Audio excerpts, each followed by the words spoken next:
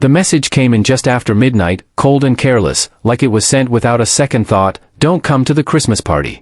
My parents don't want you there. I stared at my phone, realizing something didn't add up. I was the one paying for their house, their bills, their comfort, yet I was suddenly an embarrassment. I didn't argue. I didn't explain. I did something much quieter. And by the time the sun came up the next morning, the people who thought they had control were about to learn how fast everything they relied on could disappear. Before I tell you how that single text turned my entire life upside down, do me a small favor, stay with me till the end, and let me know where you're listening from. I want to see just how far this story travels. I'm Ethan. I was 25 at the time, and up until that night, I thought I understood love, loyalty, and family. I thought I knew my girlfriend, Lily, and I thought I knew her parents well enough to trust them. Turns out, I only knew the version they wanted me to see. Lily and I had been together for almost 3 years. We met in college, back when we were both broke, eating instant noodles and sharing dreams that felt bigger than our bank accounts. She fell in love with the version of me that wore old sneakers and talked about someday. What she didn't know, what I never felt the need to announce, was that my someday had already started. When my grandfather passed away during my sophomore year, he left me something most people my age don't even think about: options.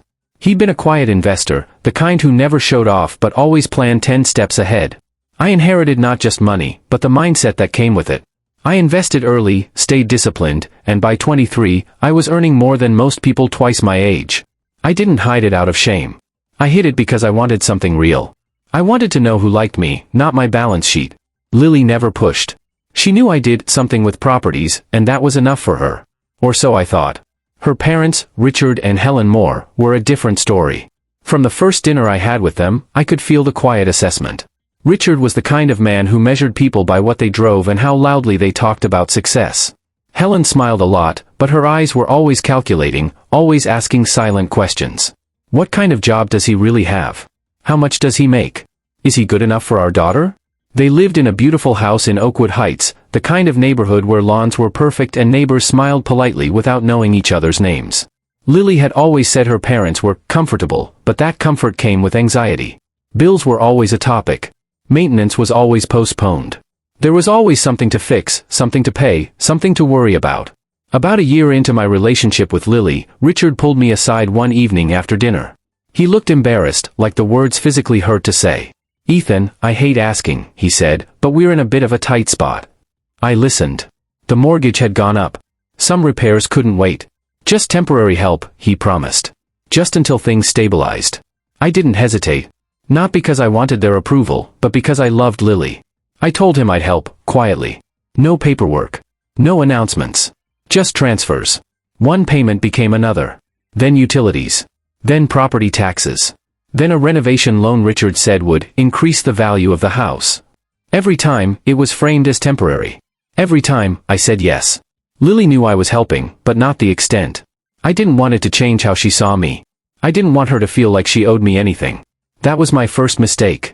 Over time, something shifted. Subtle at first. Richard stopped thanking me.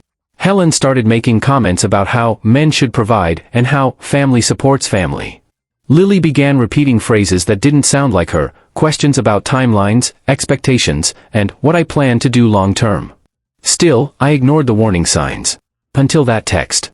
"Don't come to the Christmas party. My parents don't want you there." No explanation. No call. Just that. I stared at the screen for a long time, my thumb hovering over the keyboard. 100 responses came to mind. Confusion. Hurt. Anger. Questions. I typed none of them. Instead, I opened my banking app. Every payment connected to the Moore household was on auto. Mortgage contribution. Utilities. Insurance. Renovation loan. I'd set them up months ago so I wouldn't have to think about them. I canceled every single one. No messages. No warnings. Just silence. Then I put my phone down and went to sleep. I woke up to missed calls. Richard. Helen. Lily. Texts followed quickly.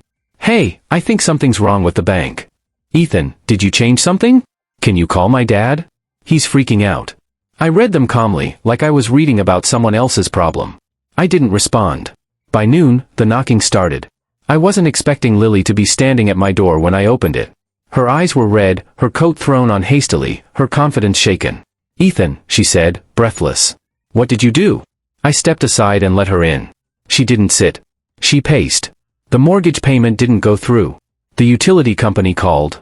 My dad says the renovation loan is overdue. He thinks the bank made a mistake. I looked at her. Really looked at her. And the text? I asked quietly. She froze. I didn't mean it like that, she said quickly. My parents were stressed. They said it would be awkward if you came. Just this year. Awkward for who? I asked. She opened her mouth, then closed it. I took a slow breath. Lily, do your parents know who's been paying for their house? She looked down. Not exactly, she admitted. They just know you help. They assume it's manageable for you. Manageable, I repeated. She finally met my eyes. Why did you stop the payments? I didn't raise my voice. I didn't accuse. I wanted to understand something, I said.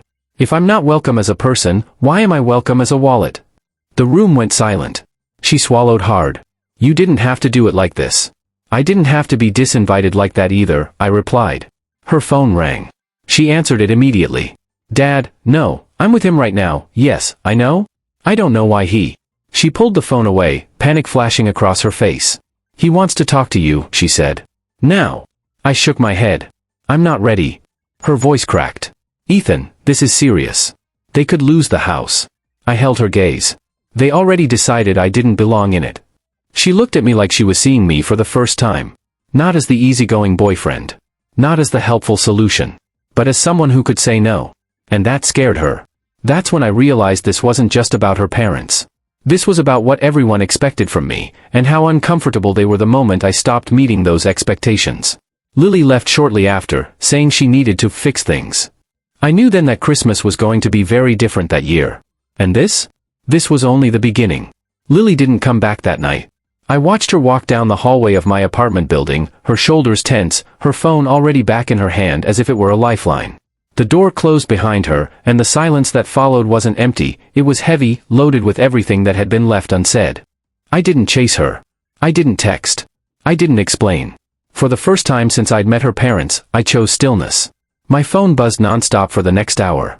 Richard left 2 voicemails, his tone shifting from confused to irritated to openly angry. Helen sent a long message that started with, "We are very disappointed," and somehow managed to blame me, Lily, and today's generation all in one breath. Lily texted twice more, both messages short and strained. "Please call me. We can fix this." I turned my phone face down. That night, sleep came in fragments. Every time I closed my eyes, I replayed moments I'd brushed off before, Richard's casual entitlement when he talked about family helping family, Helen's subtle digs about stability and tradition, Lily's increasing discomfort whenever money came up. It all lined up now, like pieces of a picture I hadn't wanted to see. By morning, the pressure escalated. The first knock came at 9:14 a.m. I looked through the peephole and saw Richard standing there alone, coat buttoned wrong, jaw tight, eyes sharp. He looked like a man who'd lost control of something he assumed was permanent. I opened the door but didn't invite him in. "We need to talk," he said, skipping any greeting. "I'm listening," I replied, staying where I was. He glanced past me into the apartment. "Can we do this inside?" "No," I said calmly. That surprised him. He straightened.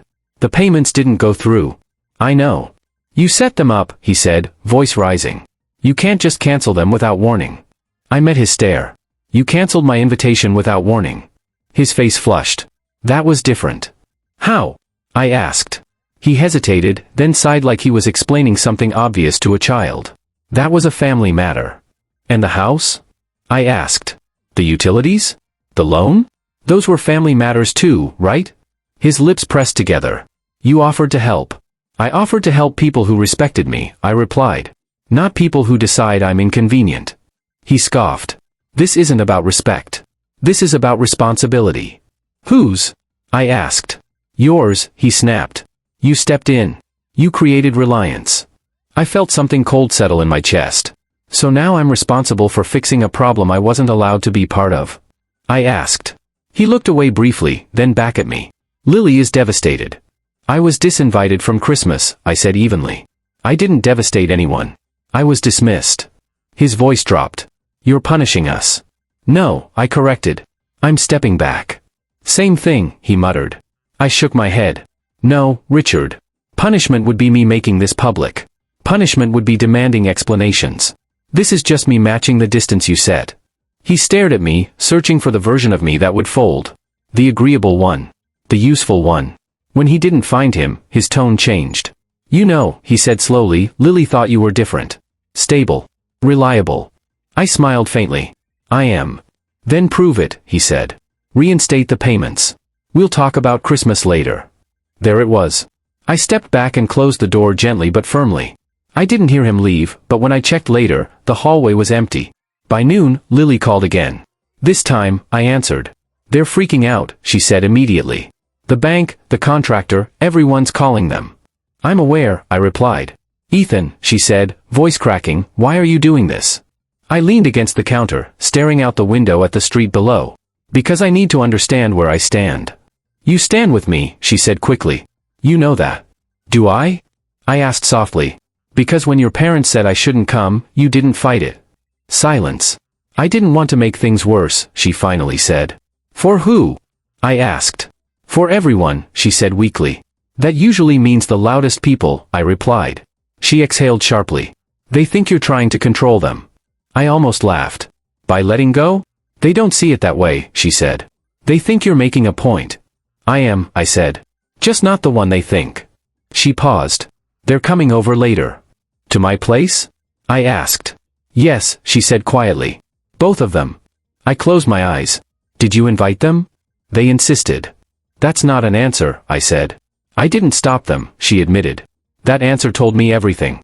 Okay, I said. Let them come. Her breath caught. Really? Yes, I said calmly. It's time. They arrived together just after 4. Richard looked composed again, like he'd put his anger back in its box. Helen followed closely, her expression cool, lips pressed into a polite smile that didn't reach her eyes.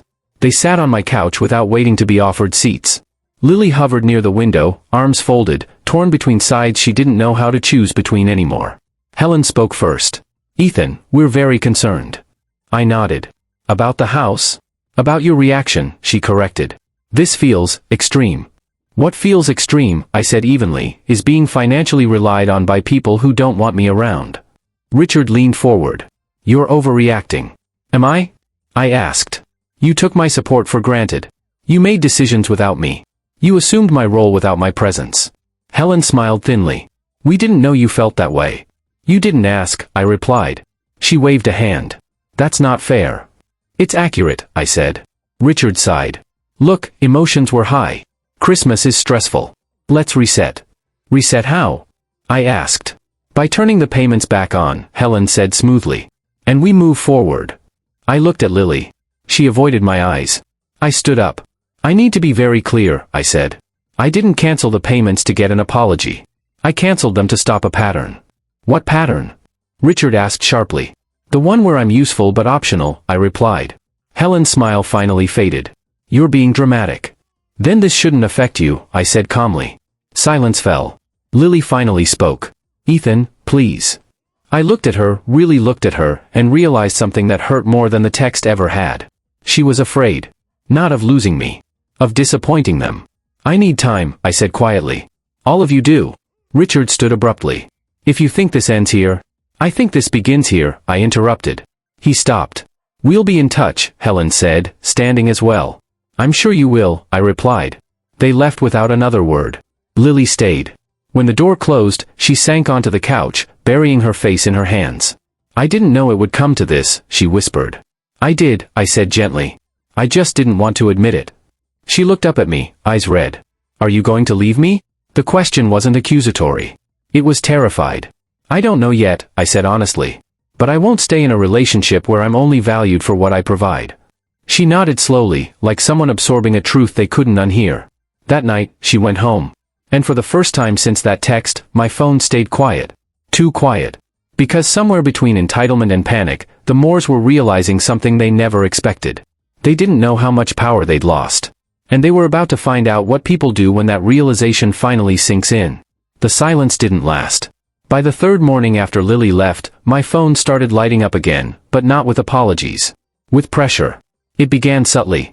A missed call from an unfamiliar number. Then another. Then a voicemail. Ethan, this is Mark Collins from Brookhaven Mutual Bank. We need to discuss the status of several accounts tied to the Moore residence. Please call me back as soon as possible. I didn't call back. Not yet.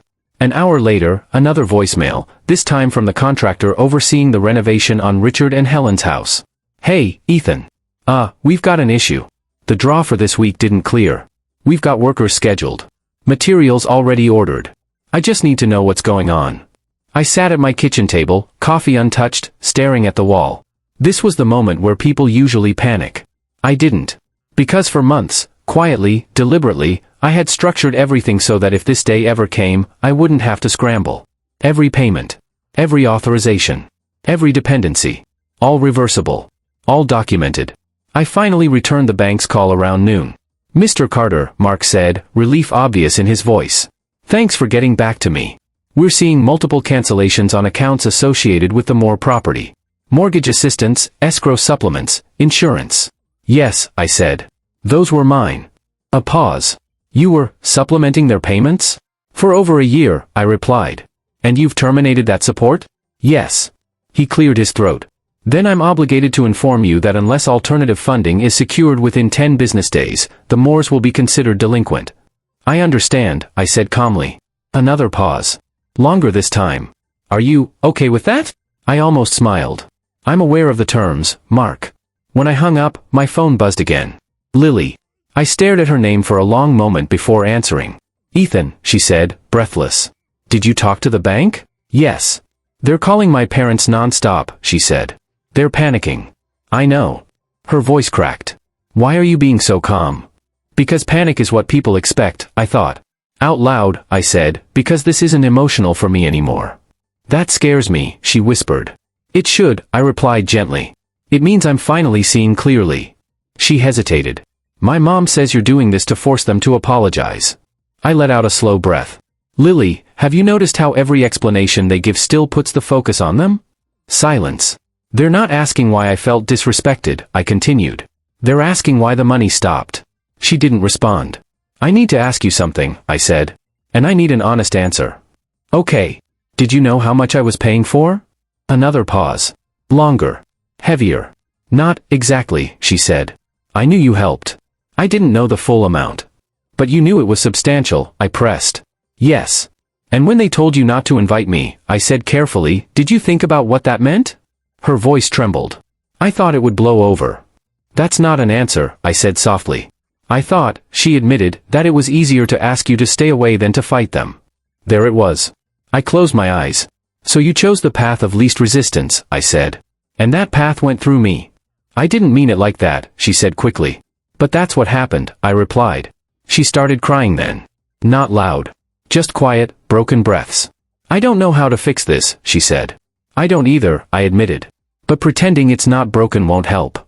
That evening, Richard made his next move. He didn't call. He emailed. A long, carefully worded message sent from his personal account, CC'd to Helen and, to my surprise, Lily.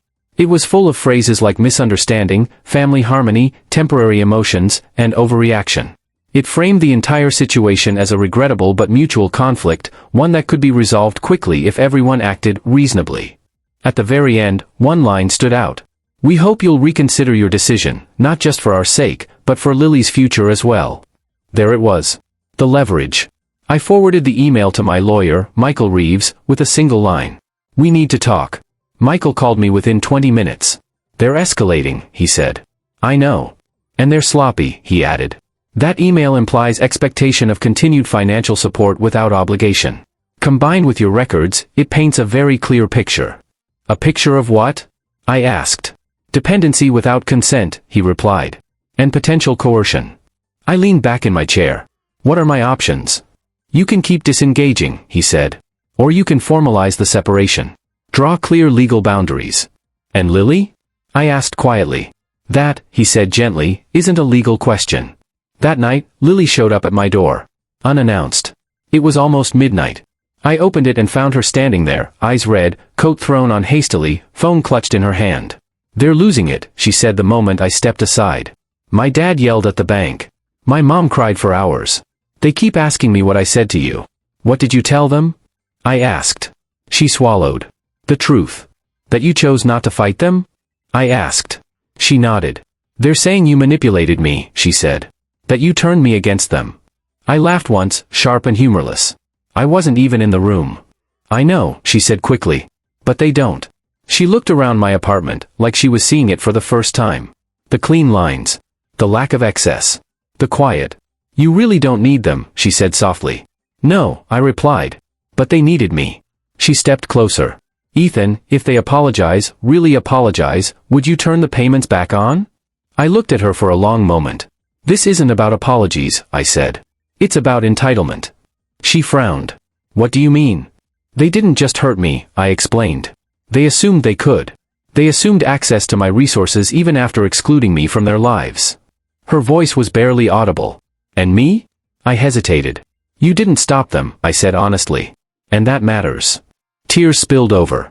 I didn't know how. I believe you, I said. But belief doesn't erase consequences. She covered her mouth, sobbing quietly. I feel like I'm losing everything, she whispered. I felt a pang, but I didn't move. I lost something too, I said. My sense of where I stood. She looked up. Are you breaking up with me? I'm not making that decision tonight, I said. But I can't keep pretending this is just about your parents. She nodded slowly. I need time, she said. So do I replied. She left just before 1 in the morning. An hour later, my phone buzzed again. This time, it wasn't Lily. It was a notification from my banking app. Payment attempt failed, insufficient funds, third-party account. They were trying to reroute a charge. Without asking. Without permission. Using an old authorization. And that was the moment everything shifted. Because confusion is forgivable. Entitlement is not. And desperation? Desperation makes people reckless. I forwarded the alert to Michael. Then I sat back, stared at the dark window, and realized something with chilling clarity. They weren't just upset. They were cornered. And people who feel cornered don't retreat quietly. They strike. The only question left was how far they were willing to go. I didn't sleep much that night. Not because I was anxious, but because my instincts were loud. When someone tries to reroute a payment without permission, it stops being emotional drama and starts becoming a pattern. A dangerous one. By morning, Michael had already reviewed the alert I sent him. They tried to trigger an old authorization tied to a utility escrow, he said over the phone. That means they either assumed you wouldn't notice, or they assumed you'd cave once things got tight. I noticed, I said. I know, he replied. That's why we need to lock this down today. We met at his office by 10. He laid everything out on the table, literally. Bank records. Authorization forms. Email trails. A timeline of every payment I'd made over the past 2 years. Mortgage supplements. Property taxes. Renovation draws. Insurance premiums. Emergency loans that were never repaid. When he finished adding the numbers, he leaned back. Ethan, he said, this isn't casual support. This is structural dependence. I exhaled slowly. So what do? We document, he replied. We revoke every lingering authorization. We notify their bank in writing that no further charges are permitted. And, he paused, we prepare for retaliation. I raised an eyebrow. Retaliation? People who lose financial control rarely accept it quietly, he said. They try leverage. Reputation. Guilt. Narrative. And as if summoned by the word, my phone buzzed. A message from an unknown number. You think you can just walk away after everything we've done for you? I showed it to Michael. He didn't look surprised. Save it, he said. Don't reply. By noon, the situation escalated. The renovation contractor called again, this time less confused, more frustrated. Ethan, Richard just showed up here, he said. He's saying you promised to cover the next phase and that there's been a mix-up. I closed my eyes. Did he show you anything in writing? I asked. No, the contractor admitted. But he was convincing. I'll send you documentation within the hour, I said. Please don't authorize anything further without it. After we hung up, Michael sighed. They're trying to rewrite reality in real time. By mid-afternoon, Lily called again. I almost didn't answer. But I did. They're blaming you, she said immediately. My dad says you were always planning to pull this. That you were waiting for leverage. And you? I asked. I don't know what to think anymore, she said. They keep saying you humiliated them. I let out a quiet laugh. I wasn't even there. I know, she whispered. But everyone else only knows what they're being told. There it was. The narrative. I asked carefully, have they talked to anyone else? Yes, she admitted. My aunt. 2 family friends. Someone at the country club. I closed my eyes again. Ethan, she said softly, they're saying you're unstable. That you're controlling. That you cut them off to punish me. That one landed. Are you okay? She asked. I'm fine, I said. But this confirms something important. What? They're not trying to fix anything, I said. They're trying to win. That evening, the next move came. A letter. Hand-delivered. From Richard. Formal. Typed. Come. It accused me of financial manipulation, emotional coercion, and using monetary influence to interfere with family relationships. It ended with a request, no, a demand, for mediation. Within 7 days. Or they would explore other remedies. Michael read it twice. They're bluffing, he said. But they're also dangerous. Why dangerous? I asked. Because they're willing to lie, he replied. And people who lie this confidently will escalate if they think it'll work. I nodded slowly. Then let's remove the guesswork, I said. Michael smiled faintly. I was hoping you'd say that. The mediation was scheduled for the following week. Neutral office. Professional mediator. Lawyers present. Lily insisted on coming. I need to be there, she said. I need to hear everything. The morning of the mediation, Richard and Helen arrived early. Perfectly dressed. Calm. Polite. They hugged Lily tightly. They didn't look at me. When we sat down, Richard spoke first. We're disappointed, he said smoothly. We thought Ethan cared about this family. I did, I replied. That's why I supported it. Helen sighed theatrically. Support isn't something you revoke overnight. Neither is respect, I said. The mediator cleared his throat. Let's focus on facts. Michael slid the documents forward. Here are the payments, he said. Here are the authorizations. Here are the dates they were revoked. And here is the attempted unauthorized charge made afterward. Richard stiffened. That was a mistake, Helen said quickly. A mistake requires consent, Michael replied calmly. There was none. Then Michael played the voicemail Richard had left the contractor. The room went quiet. Richard's jaw tightened. This is being taken out of context, he said. Michael leaned forward. Context doesn't change math. Then it was Lily's turn. She spoke quietly, but clearly. You told me not to invite Ethan because he embarrassed you, she said. But you had no problem letting him pay for everything. Helen looked stricken. We were protecting you. From what? Lily asked. The man who kept your house standing? Silence. Richard finally snapped. You're young, he said. You don't understand how the world works. Lily stood up. No, she said. I understand exactly how it works now. She turned to me. I'm sorry, she said. I should have said something sooner. The mediator cleared his throat again. Based on the evidence, he said carefully, it's clear there was an assumption of continued financial support without agreement. That assumption is invalid. Richard scoffed. So he just gets to walk away? Yes, Michael said. He does. And what about the house? Helen demanded. What about everything we built? Michael slid one last document forward.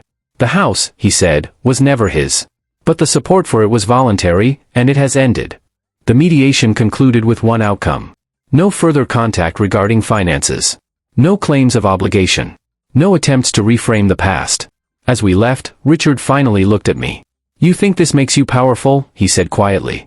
I met his gaze. No, I replied. It makes me free. Outside, Lily stopped me. I don't know where this leaves us, she said.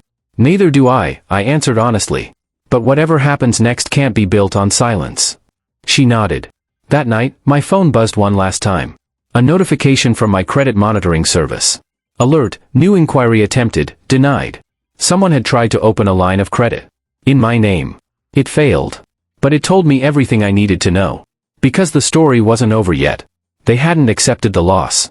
They just realized how much they stood to lose. And when people realize that, they don't ask. They take. And the next move would decide everything. The credit inquiry alert sat on my phone like a quiet warning. They hadn't gotten what they wanted.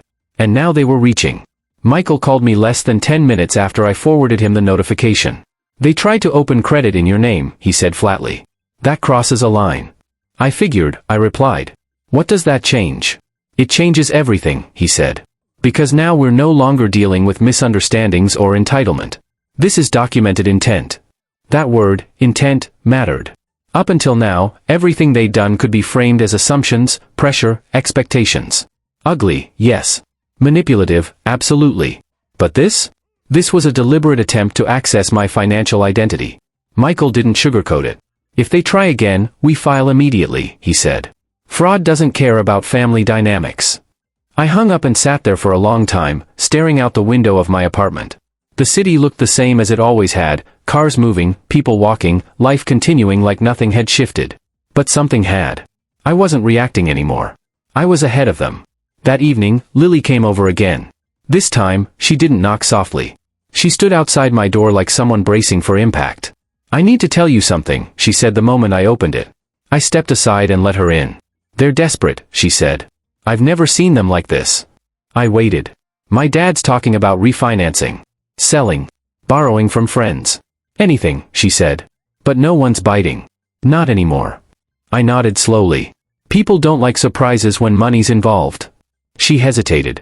"There's more." I stayed quiet. "They tried to convince me to ask you to reconsider," she said. "To remind you of everything you owe us. They said if I didn't help, I was choosing you over my family." I finally looked at her. "And what did you say?" Her eyes filled, but her voice didn't break. "I told them they put me in the middle, and I was done doing that." Something loosened in my chest. "They didn't take it well," she added. "My mom cried. My dad yelled. Then he said something that scared me." "What?" I asked. "He said, if Ethan thinks he can just disappear, he's wrong." I exhaled slowly. "That's why I'm here," she said. "I don't feel safe at home right now." I didn't hesitate. "You can stay here." She nodded, relief washing over her face. Over the next few days, the truth surfaced piece by piece. Friends stopped calling Richard back. The contractor officially paused renovations. The country club suspended their membership for unpaid dues. The bank issued a formal delinquency notice. And then, inevitably, the story they'd been telling began to unravel. Because lies are fragile things. They only hold as long as no one checks. A family friend reached out to me directly. "I don't want to get involved," he said carefully, "but something isn't adding up. Richard says you were controlling them financially." I forwarded him the documentation. He never responded again. But 2 days later, Richard did. An email. Short. Angry. No pretense left. "You think you've won. But you've destroyed our reputation. Lily will regret choosing you." I didn't reply. Because by then, the final piece was already moving. Michael had filed a formal fraud alert with all 3 credit bureaus. He'd also submitted documentation of the attempted inquiry. That triggered a routine review. And during that review, something unexpected happened. An old loan application, one I had never submitted, surfaced. Filed months ago. Using my information. Signed digitally. Approved, but never funded. Michael stared at the screen in silence. "They tried before," he said slowly. "And something stopped it." My stomach dropped. Before the party? Yes. Before the text. Before the exclusion. Before everything blew up. They hadn't reacted. They'd planned. Michael leaned back. "This changes the narrative entirely." Within 48 hours, the situation escalated beyond family drama. The bank's fraud department contacted Richard directly. So did their attorney. And suddenly, the tone shifted. The next email I received wasn't angry. It was careful. It requested communication through legal channels only. Translation: they were scared. Lily saw it too. "They're blaming each other now," she said quietly. "My mom says my dad handled things wrong. My dad says my mom pushed too hard." "Accountability always fractures alliances built on convenience," I said. She looked at me. "What happens now?" I thought about it. About everything that had led here. "I let the system do what it's supposed to do," I said. "I stopped shielding them from consequences." A week later, Richard called. I didn't answer. He left a voicemail. No yelling. No accusations. Just exhaustion. "Ethan," he said, voice rough. "We need to talk. This has gone too far." I deleted it. Not out of spite. Out of clarity. Because talking hadn't protected me before. Boundaries had. The final development came quietly. A letter from the bank. An internal investigation had concluded that there was sufficient evidence of attempted misrepresentation. No charges, yet. But their accounts were flagged. Credit restricted. Monitoring initiated. The message was clear. They weren't untouchable anymore. That night, Lily sat beside me on the couch, silent for a long time. "I don't know what my relationship with them looks like after this," she said. "I know," I replied. "It's painful." She looked at me. "Do you regret it?" I shook my head. "I regret that it had to happen. Not that it did." She nodded slowly. "I chose you," she said. I met her eyes. "Then we choose honesty from here on out. No silence. No assumptions." She smiled faintly. "Deal." Weeks passed. Then months. The storm faded. The noise stopped. Richard and Helen downsized quietly. Moved away. No goodbye. No apology. Just absence. And strangely, that was enough. Because what I learned through all of this wasn't about power. It was about visibility. About how quickly people show their true intentions when access is removed. About how money doesn't change people, it reveals them. I wasn't angry anymore. I wasn't even relieved. I was steady. Because the moment they tried to take without asking, they lost something they'd never get back. Access. Not to my money, but to my life. And the silence they left behind? That wasn't loss. That was peace. Before I end this, I'll say this: if you're listening to this story and something in it feels familiar, trust that instinct. Respect isn't proven by words. It's proven by behavior when there's nothing left to gain. If this story resonated with you, support the channel and share where you're watching from. Stories like this travel further when people recognize themselves in them. And remember, sometimes the most powerful move isn't fighting back. It's stepping away and letting the truth do the damage.